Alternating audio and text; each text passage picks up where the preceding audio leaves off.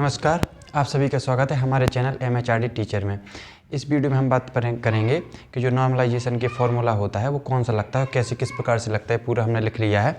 आपको एक एक चीज़ समझ में आएगी कैसे लगता है और नेगेटिव मार्क्स भी कैसे हो जाते हैं, घट कैसे जाते हैं और कब किस स्थिति में होते हैं और कैसे हमारे नंबर बढ़ते हैं, कितने नंबर आकर हमको नॉर्मलाइजेशन मिलेगा, इस फॉर्मूले के द्वारा निकाला जाता है। हम आपको बताएंगे किस प्रकार से निकाला जाता है, किस शिफ्ट को कितना नॉर्मलाइजेशन मिलता है। ये सिर्फ आपकी शिफ्ट पर डिपेंड नहीं करता है, सभी शिफ्टों पर डिपेंड करता है। इसलिए आपकी शिफ्ट की कठिनता के स्तर से देखकर आप ये नहीं लगा सकते, अनुमान नहीं लगा सकते हैं कि हमारी शिफ्ट में कितना हमको नॉर्मलाइजेशन मिलेगा। आपको सभी शिफ्टों का देखना पड़ेगा, उसके बाद निकाला जाता है फॉर्मूला। ठीक है, तो पूरे डिटेल से जानेंगे। आप हमारे चैनल पर MHRD टीचर पर यूपी पुलिस के DVPST के रिगार्डिंग हमने काफ़ी वीडियो बना दी है, उसको आप विजिट कर सकते हैं और चैनल को सब्सक्राइब जरूर कर लें। आपको ऑथेंटिक जानकारी मिलेगी, बिल्कुल टू द पॉइंट, बिल्कुल सही जानकारी मिलेगी, आपको भटकाव ना हो, इसलिए हम बिल्कुल सही जानकारी बनाते हैं। ठीक है, देखिए समझते हैं। ये पहले एक फॉर्मूला लिखा है, ये है मतलब इसमें कि आपके नॉर्मलाइज स्कोर कितना हो जाएगा, घटेगा कि बढ़ेगा, जब पूरा आ जाएगा यहाँ पर। ठीक है, अब यहाँ पर लिखा है बी का मतलब होता है, ये मतलब ये जो रियल फॉर्मूला होता है उसमें तो काफ़ी अटपटे शब्द लिखे थे, MIJ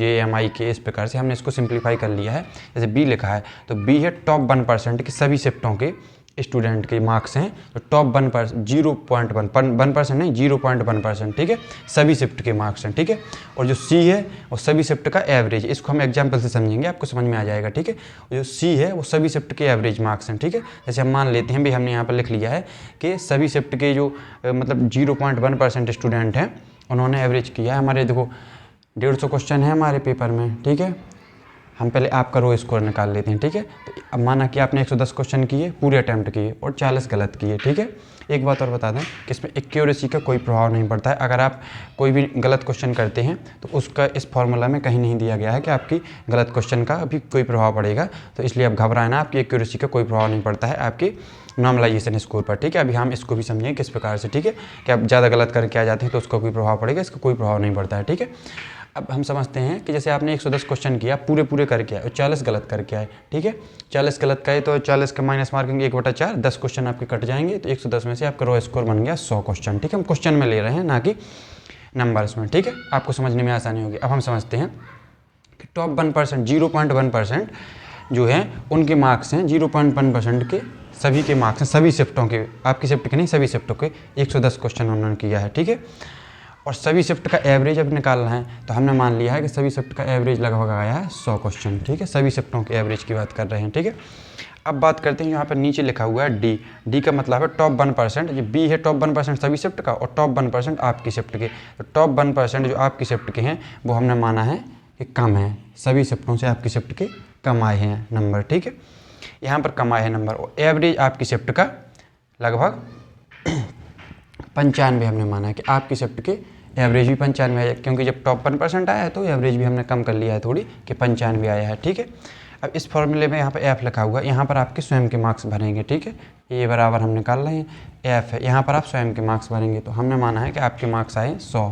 ठीक है, अब है एवरेज मार्क्स आपकी शिफ्ट के एवरेज मार्क्स कितने हैं, ई हमने माना है 95, आपकी शिफ्ट के एवरेज मार्क्स हैं 95।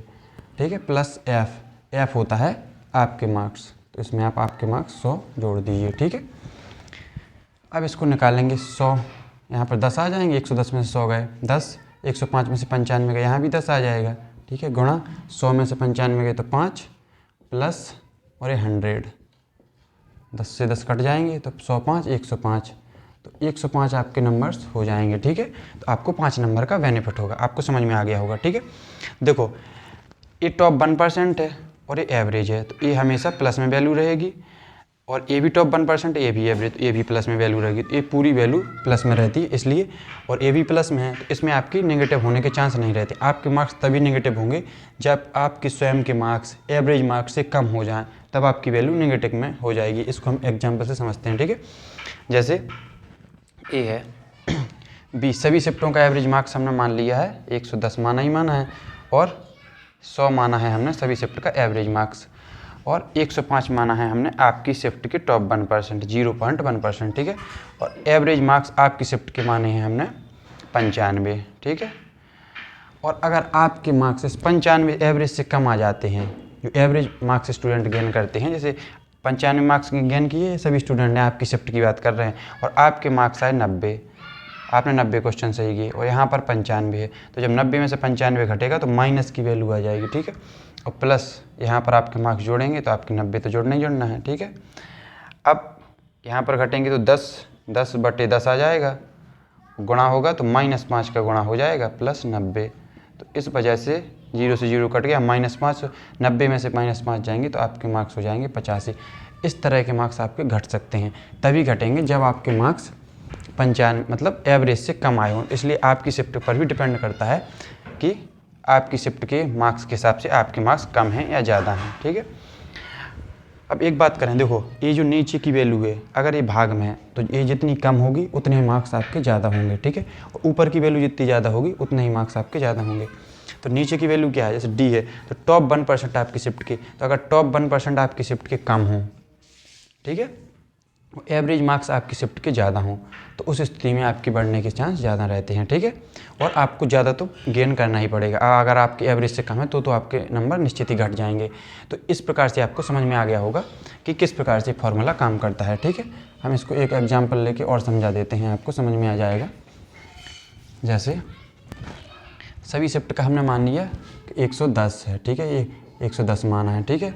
और सभी शिफ्ट का एवरेज माना है हमने, आप कुछ भी ले सकते हैं, सभी शिफ्ट का एवरेज हमने माना है 105 मान लो, ठीक है। सभी शिफ्ट का एवरेज स्कोर 105 है, ठीक है। अब चूंकि देखो यहाँ पर हमने सभी शिफ्ट का ज़्यादा मान लिया है तो ये वैल्यू ऑटोमेटिक अपनी घट जाएगी कि नहीं, 105 गए तो ये घटेगी ऊपर की वैल्यू, तो हमारे मार्क्स भी घट जाएंगे। इसलिए सभी शिफ्ट का एवरेज स्कोर ज़्यादा नहीं आना चाहिए, ठीक है। अब बात करें 0.1% मार्क्स आपकी शिफ्ट के जैसे 0.1% मार्क्स हैं, वो हमने मान लिया है कि 120 हैं, ठीक है। और आपकी शिफ्ट का एवरेज मार्क्स कितना है, ये मान लिया है हमने 100,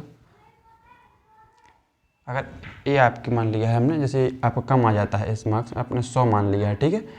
और आपके मार्क्स आए 105 माइनस और एवरेज मार्क्स आपकी शिफ्ट के आ गए, एवरेज हमने माना है अभी 100, ठीक है।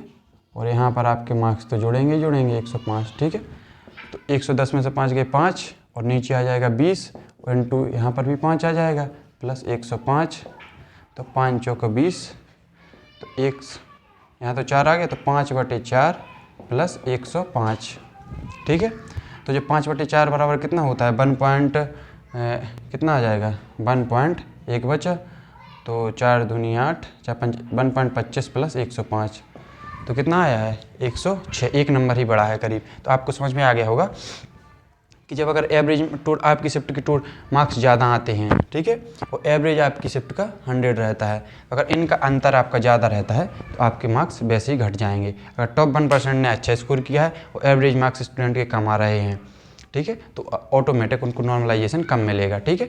और अगर टॉप 1% अगर अच्छे नंबर ला रहे हैं और एवरेज भी अच्छे ला रहे हैं तो फिर उसकी स्थिति में आपका नॉर्मलाइजेशन बढ़ जाएगा। आई होप आपको समझ में आ गया होगा। और वैसे भी इसके ज़्यादा चक्कर में ना पड़े, आप अपनी तैयारी करते रहें, जिसका सिलेक्शन हो गया अच्छी है, और दौड़ की तैयारी करते रहें। हमने रनिंग के लिए और उसके लिए वीडियो बना दी है, और अगर आपको कोई कन्फ्यूजन हो तो आप कमेंट बॉक्स में कमेंट कर सकते हैं। धन्यवाद।